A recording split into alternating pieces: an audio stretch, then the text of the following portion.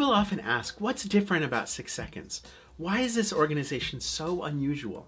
And I'm going to give you a backstage tour of the operating system that allows us to be the kind of learning organization that we are and supports us as EQ practitioners, coaches, mentors, managers, people to engage in a more emotionally intelligent way. The first principle is wisdom lives within.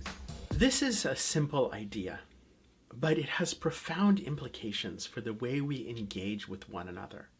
If we truly believe that wisdom lives within, that we all have wisdom inside us, and that as people supporting learning, it's not our job to put the insight into people, it's our job to help elicit the insight that's there.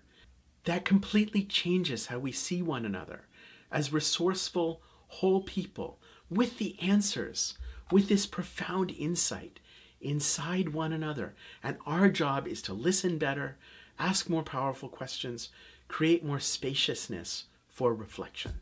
The process is the content. What this principle means is it's not just the words that are on the slide that people remember. It's the experience they had while they were reading the slide. It's not just what's on the surface above the water of the iceberg. It's what's going on underneath in the hidden depths. It's not just the explicit, it's the implicit part of learning that creates the transformation. It's not just the words, it's how people feel about it.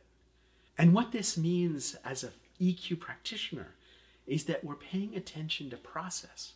We're understanding that how we engage with ourselves and one another, the how is impacting the result just as much as the what. No way is the way. What this principle means is that people learn in different ways. People engage and think and process in different ways. In part, this is based on identity and culture and lived experience. In part, this is based on different brain styles, different personalities, different ways of processing information.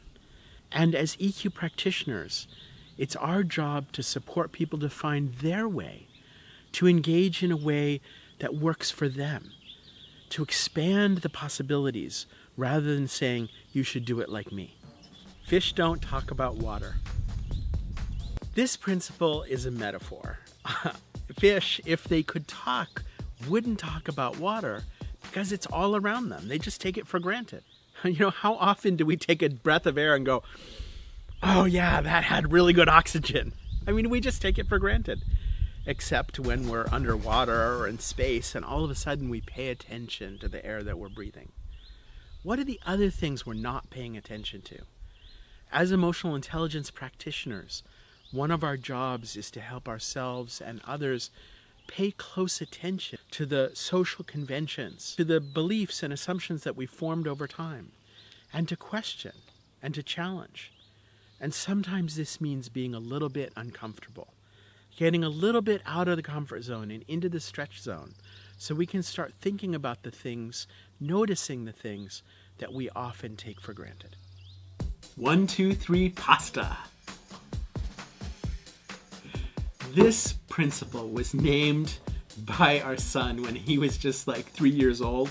He would stand on the arm of the couch and instead of saying 3, 2, 1, blast off, he would say 1, 2, 3, pasta and jump. Annabelle Jensen, the president of 6 Seconds, was over one day and we were laughing about this. And she said, that's what we need. We need people to jump into action. It's not enough to know.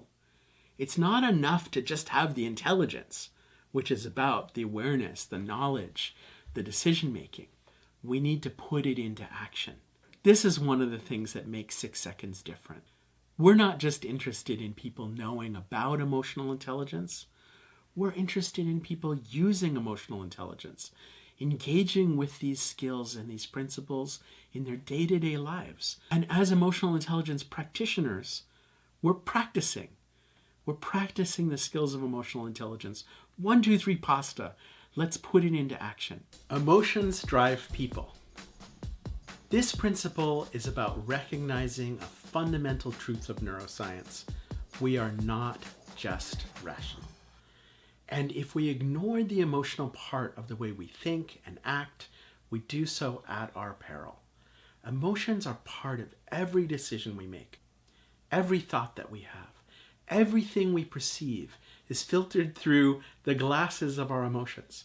Emotions are affecting every living cell in our body, including the cells up here and even the cells in our eyes that are changing what we hear, what we see, what we taste, what we touch, what we decide is true, what we decide is important. And emotions energize or motivate us.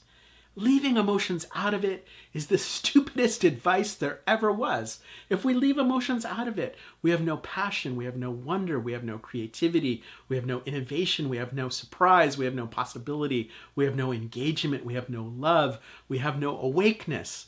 All of these things are fueled by our emotions.